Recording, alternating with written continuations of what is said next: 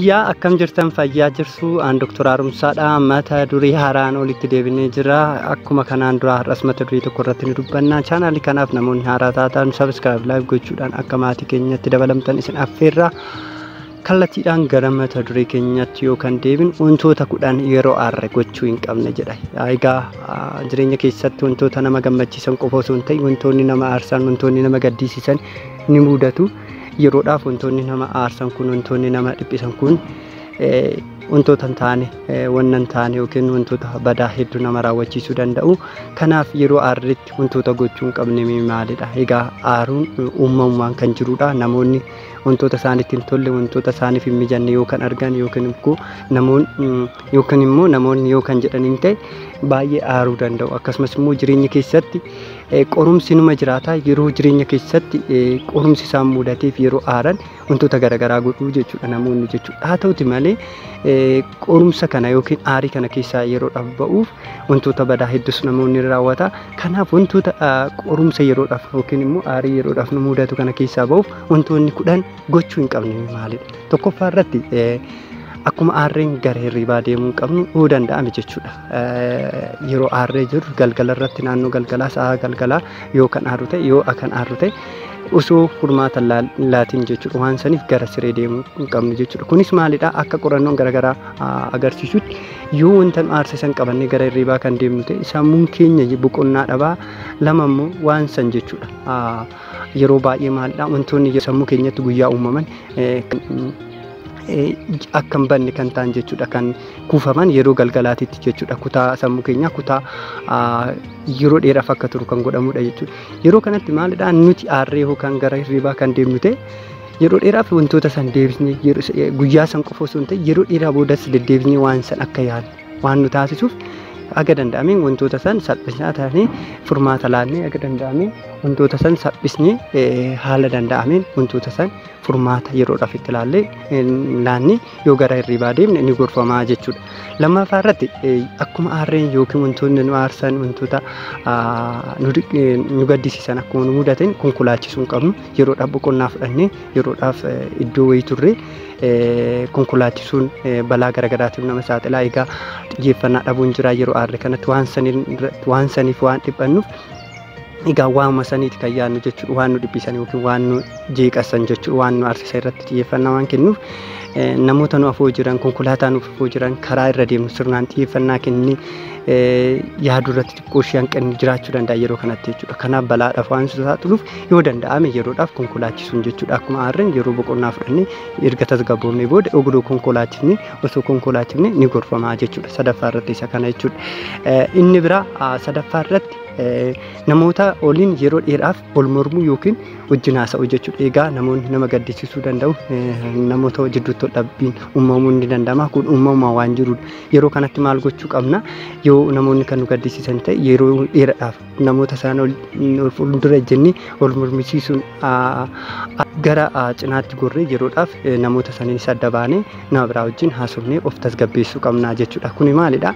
Waan hin taaneef akkasumas wantoota badaa hedduu walitti deddeebisuu akkasumas miirri hin taane balaa garaagaraatiif ol saaxiluu waan dandeenyuuf yeroodhaaf yeroo dheeraadhaaf namoota saniin wal mormuu dhiisnee gara biraa deemnee boqonnaa adoo fudhannee jechuudha. Namoota nu gaddisiisan jalaas cinaatti gorree jechuudha. Kuni maalidha?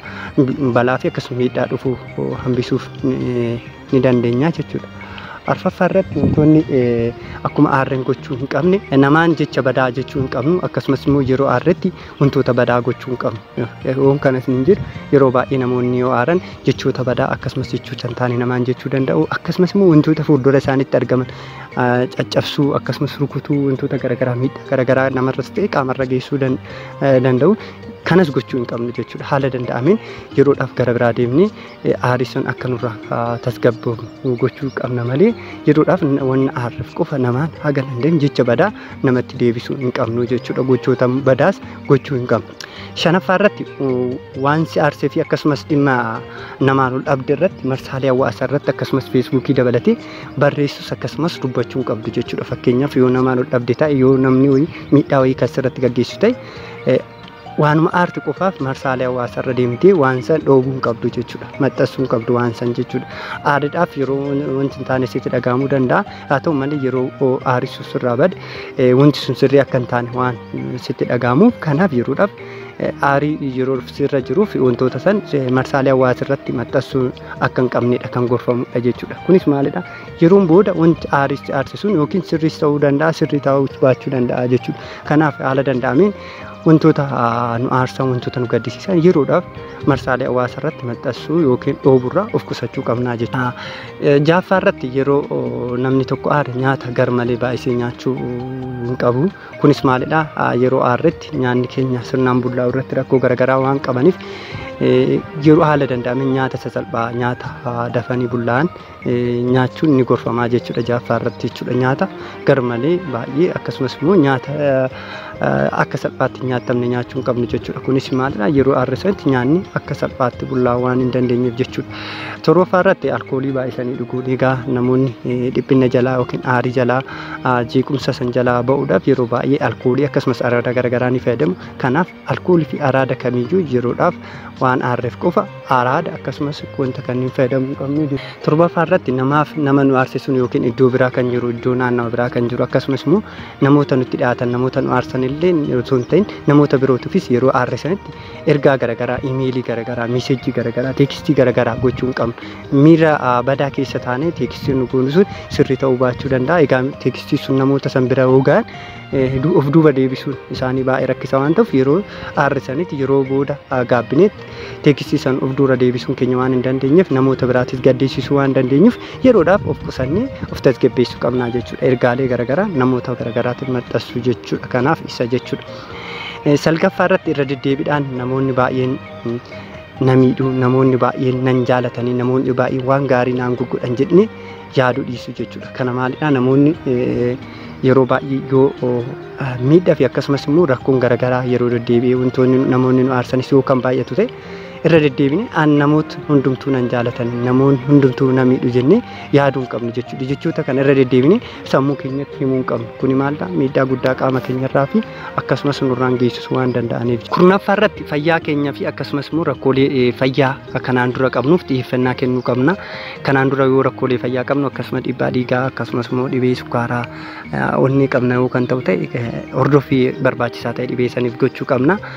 Keessattuu dhibeeleen kun yeroo gaddinitti yeroo aarretti nutti hammaachuu danda'u jechuudha dhibeeleen kun jechuudha. Kanaaf maalidha? Yeroo kanatti yaala barbaachisaa isa duriirra waan gaafatuuf hordoffii barbaachisaa gochuu qabna. Fakkeenyaaf dhiibbaa dhiigaa yoo kan aaru ta'e deemnee mana yaalaa lakkaa'amuu yookiin safaramuu qabna jechuudha. Akkasumas immoo qorichoota dhibee birootiif nu kennan osoo qoricha san haala ajajameen alatti fudhachuu hin qabnu haala ajajameen fudhachuu qabna jechuudha. Maalidha? Keessattuu qaamni keenya kanaan dura miidhamee jira yeroo immoo gaaddaa fi akkasumas immoo qorsa kana fudhanne ta'e rakkoo guddaaf nu saaxiluu danda'a jechuudha. Keessattuu biyya keenya keessatti ni beekama kun jechuudha. Namoonni yoo gaddan yoo aaran qorsa isaanii kanaan dura fudhatan isaanii fudhatanii kanaaf yeroo kanatti maalidha? Rakkoo hamaadhaaf kan saaxilamanidha. Keessattuu namoonni dhibee sukkaaraa qaban biyya keenya keessatti yeroo baay'ee sababa kanaaf rakkoo hamaarra yoo saaxilaman ni mul'ata jechuudha. Kanaaf yeroo kanatti hordoffii fayyaa isaaniitiifis gochuu qabu akkasumas rakkoo fayyaa qaban saniif hordoffii kanaan dura caalaa hordoffii cimaa gochuu qabu jechuudha. Egaa haala danda'ameen wantoota kana yoo kan aarre wantoonni nu gaddisiisan yeroodhaaf wantoonni nu gaddisiisan yoo kan jiraate ta'e yeroodhaaf tasgabboofnee wantoota san dabarsuuf obsaan dabarsuuf yaaluudha. Wantoota ammas hin jedhe kan gochuu akka hin qabnedha.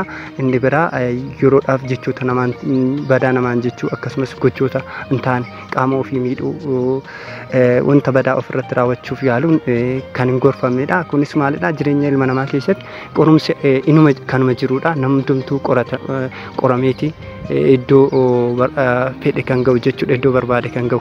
Egaa akkan armaan olii kan haala danda'ameen aarii fi akkasumas immoo gadda jiru tasgabboofnee dabarsuun ni danda'ama. Kan raabsaniif qopheesse kanuma gaafii fi akkasumas yaada qabaattan nu qooduu dandeessu. Chaanaalii kanaaf namoonni haaraa taatan subscribe like gochuun akka nutti makamtan isin affeerra. Nagaataa fayyaa ta'a.